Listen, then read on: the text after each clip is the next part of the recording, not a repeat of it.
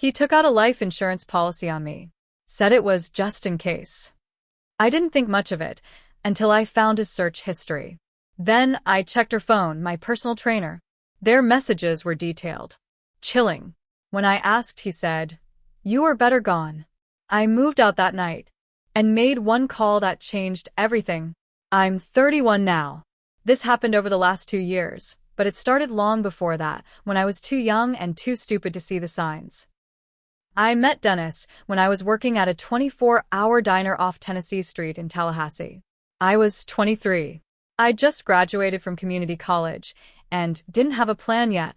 He was in his 30s, wore a suit every time, always ordered black coffee and eggs over easy, and asked for me by name. The girls at work teased me, called him Mr. Fancy Pants. But I liked the attention. He was older, confident, and he looked at me like I mattered. Nobody had really done that before. We got married after 9 months of dating. I moved into his 3-bedroom house, quit my second job, and for the first time in my life, I had health insurance. I thought I hit the jackpot. Dennis was the type who liked order. Every towel had to be folded a certain way. He didn't like it when I dyed my hair. Said natural was better. He wasn't abusive, not physically. But over time, I stopped making my own choices. It was always about what made sense for us, which usually meant what made sense for him. I ignored a lot. The way he looked at me, sometimes like he was calculating something. The way he controlled the thermostat, the money who I spent time with.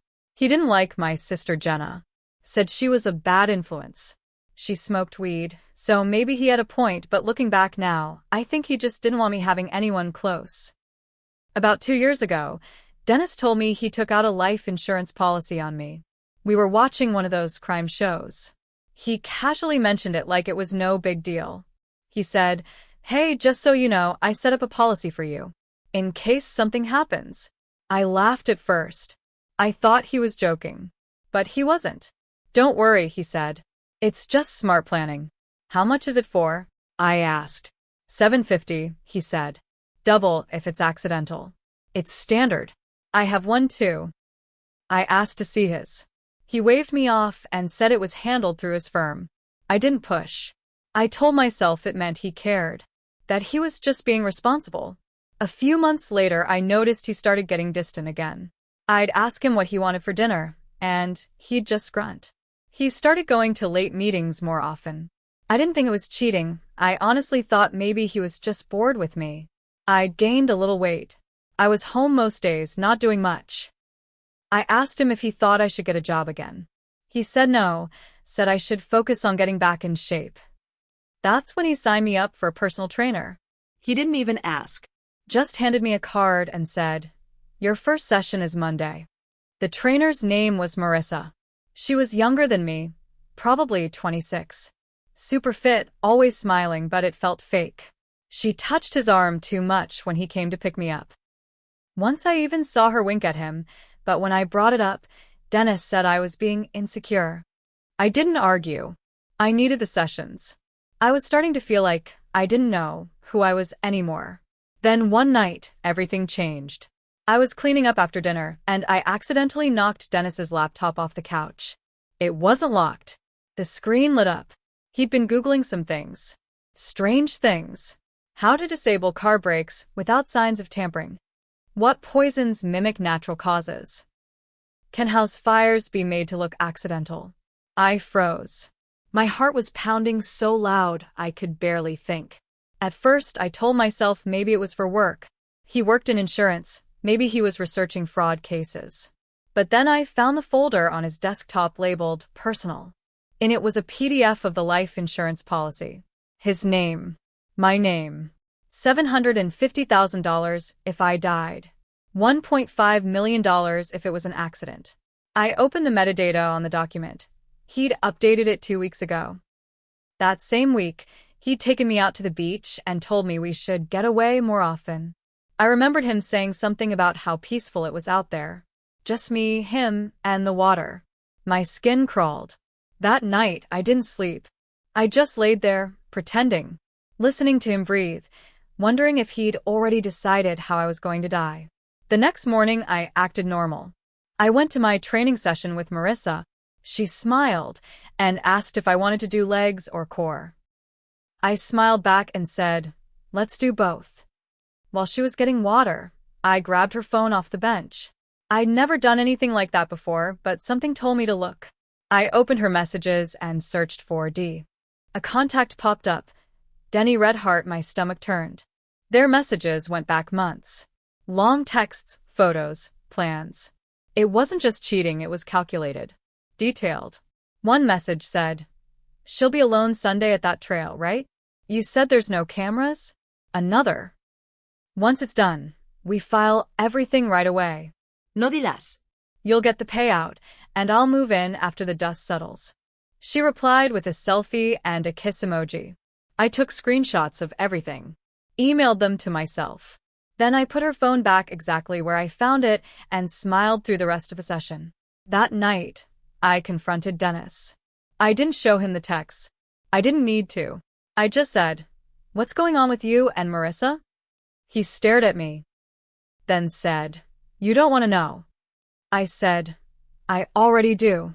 That's when he looked me straight in the face and said the words I'll never forget. You were better gone.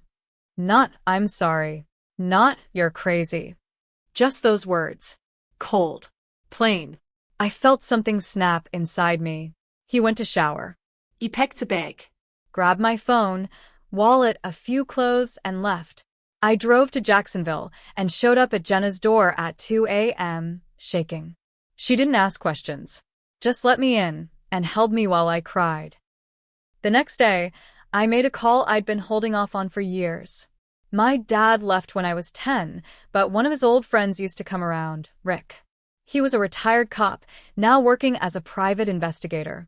I told him everything. He listened, quiet, focused. Then he said, you did good getting out. But if you want to stop him, it's going to take more. I said, tell me what to do. Rick didn't waste time. He showed up the next day with a beat-up leather folder and a voice recorder. He looked older than I remembered, more gray in his beard, but his eyes were just as sharp. I told him everything from the start. The policy, the search history, Marissa, the messages. When I was done, he leaned back in the chair and said, this is bigger than just cheating. If what you found is real, that's attempted murder. I nodded, but nothing's happened. He hasn't done anything. Not yet. Rick said, he's planning it. That's enough to start pulling strings. But we can't go to the cops half-baked. We need more. So we made a plan. Rick put a GPS tracker on Dennis's car. Said we'd monitor his movements. He also gave me a burner phone and told me not to log into any of my accounts from my regular phone. If he knows you're onto him, he'll speed things up, he said. The next week was hell. Dennis texted me just once. Hope you're okay. Let me know when you're ready to talk. I didn't respond. Marissa, on the other hand, posted a gym selfie with the caption, clear mind, full heart, no baggage, flex biceps. I wanted to throw my phone across the room. Rick kept me updated. Dennis didn't report me missing. Didn't call my family. He just moved on. Stayed at work, went to the gym, went out to dinner once, guess with her. Then something happened. Rick called late at night. He's been to the courthouse. Twice. I checked the logs. I sat up in bed. Why? Trying to find you. Or say he lost contact. If he can't find you, he may try to declare you missing. What does that do? He was quiet for a second. If he files that and you're missing for more than a certain time, he could try to claim the insurance, especially if he fakes evidence of an accident. But more likely, he's panicking. He's thinking ahead, which means he may try something faster. The next day, Rick handed me a flash drive with security cam footage. It was Dennis in a hardware store in Gainesville, buying bolt cutters, gloves, and a gallon of kerosene. Kerosene. I showed Jenna the video. She grabbed my hand and said, you're not going back there. You're not ever going near him again. But I already knew I had to.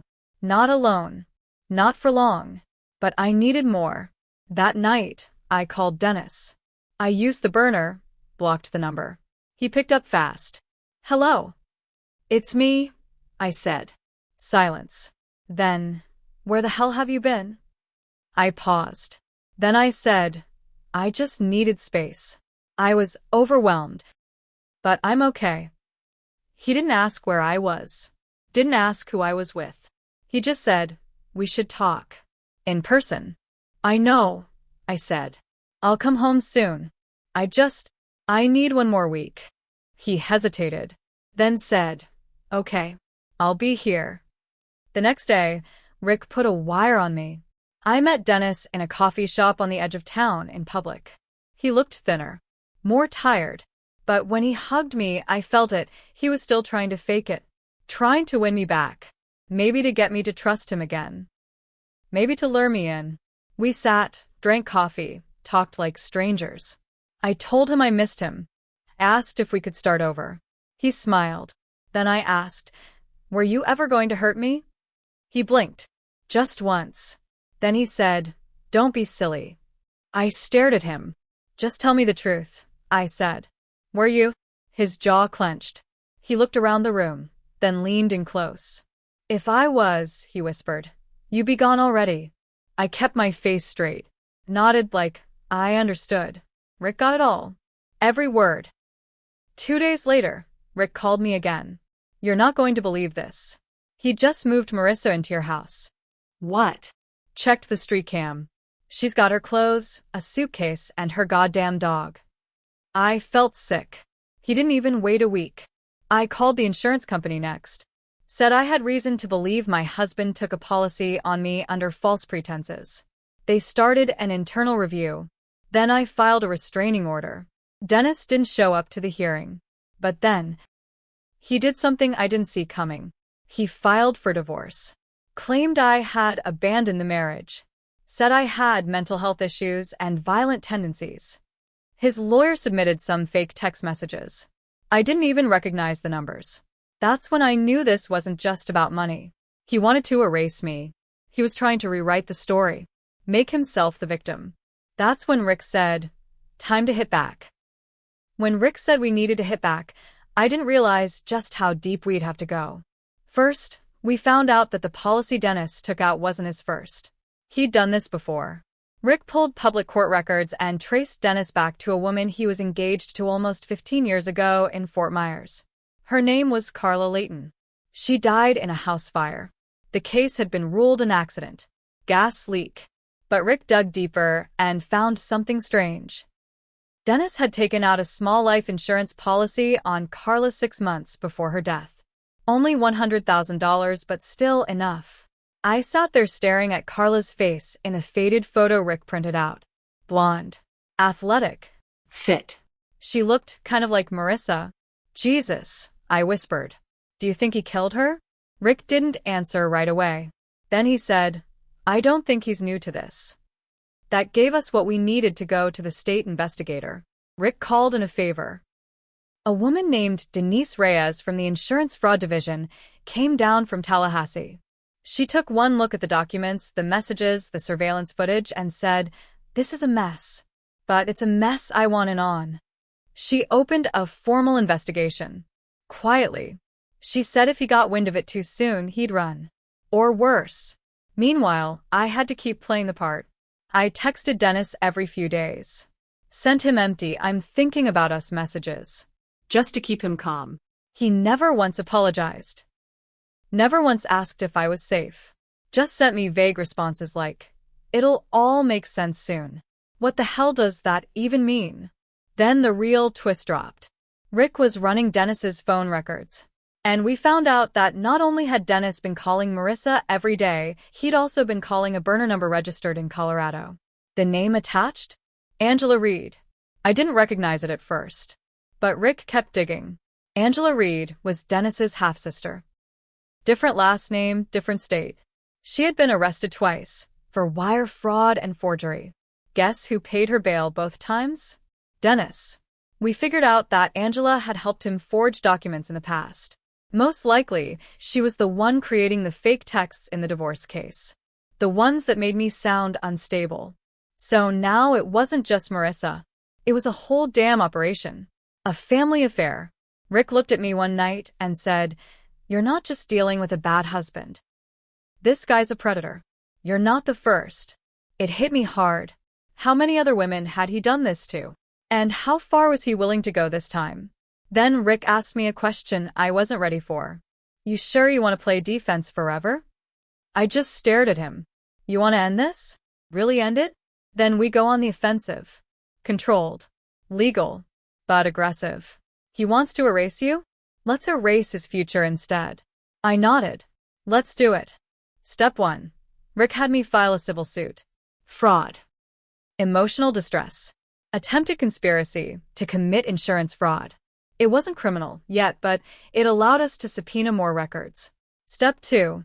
Rick sent an anonymous tip to Marissa's gym board. Sent the screenshots, the audio, everything. Within a week, she was suspended for ethics violations pending review. Step 3.